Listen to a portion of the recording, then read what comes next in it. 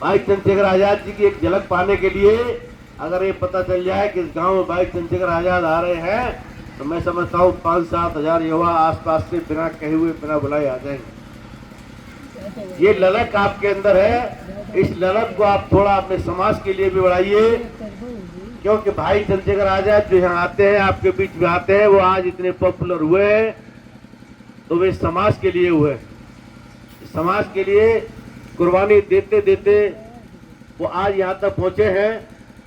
उन्होंने महापुरुषों को पढ़ा है, महापुरुषों ने जो कुर्बानियाँ दी हैं उनको उन्होंने पढ़ा है। ये बहुत ही पावन महीना है अप्रैल का। इस अप्रैल में बहुत सारे हमारे महापुरुष पैदा हुए हैं।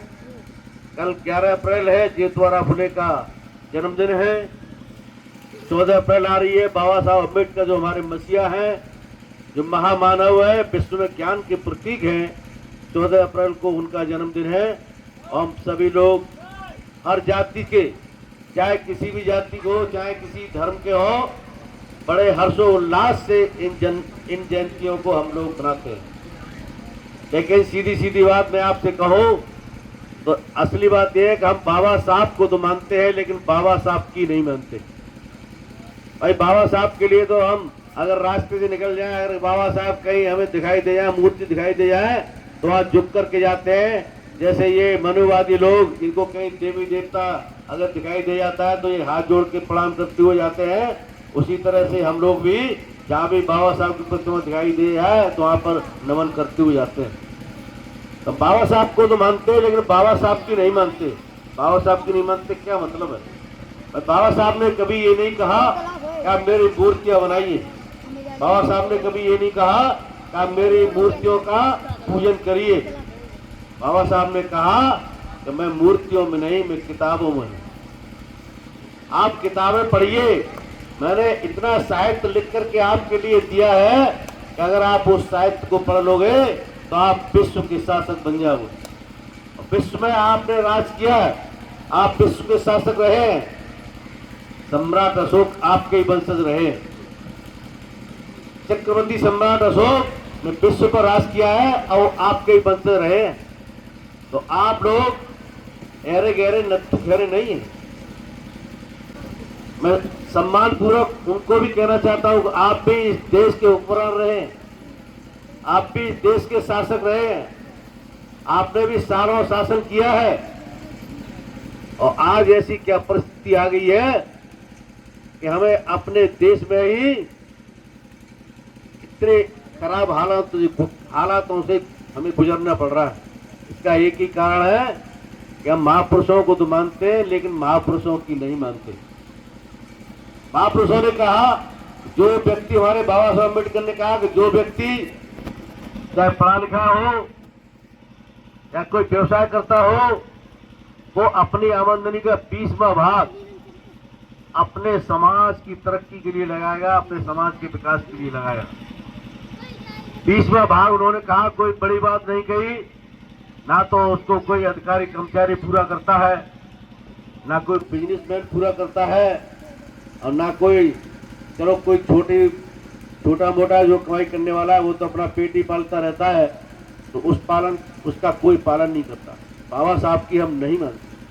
कुछ लोग ऐसे होते हैं जो कहते हैं भाई हम मानते तो हैं, 14 अप्रैल आई थी तो हमने चंदा दिया था। जब ये बाबा साहब का वहाँ एक जो धर्मशाला बनी थी, हमने उसमें पैसा दिया था। अरे भाई, बाबा साहब ने कब कहा कि आप उनके नाम पे धर्मशाला बनवाइए? बाबा साहब ने कब कहा आप मेरी जयंती निकालिए?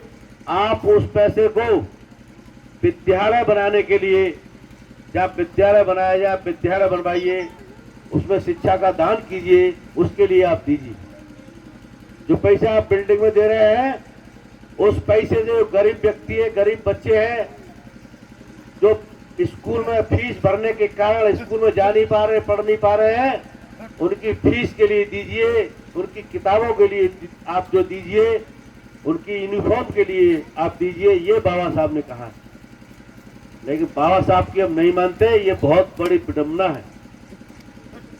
बाबा साहब के रास्ते पर चलने का हम बड़े बड़े वादे करते हैं, बड़ी बड़ी बातें करते हैं।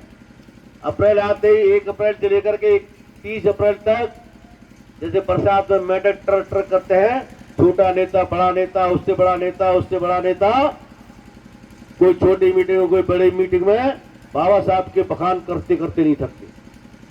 अगर उन्हीं लोगों से ये कहा जाए कि भाई ये गरीब व्यक्ति है, ये भूखा है, आपके बहुजन समाज का है, इसको 4 दिन के खाने का अरेंजमेंट कर दीजिए, तो वो मुंह फेर के चला जाता है, वो नहीं सुनता। भाई बाबा साहब तो सभी को संपन्न देखना चाहते थे, सभी को पढ़ा लिखा देखना चाहते थे, सभी को खाता पीता देखना चाहते थे।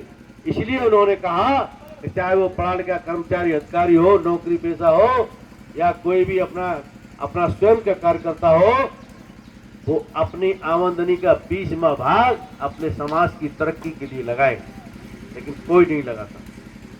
तो मैं आप सभी लोगों से जितने यहाँ उपस्थित हैं, ज्यादा अधिक समय न लेते हुए केवल यही अनुरोध करूंगा कि आज समय इतना खराब आ गया है कि हमें शिक्षा से दूर रखने के लिए ये भारतीय जनता पार्टी जाने कितने प्रयास कर रही है।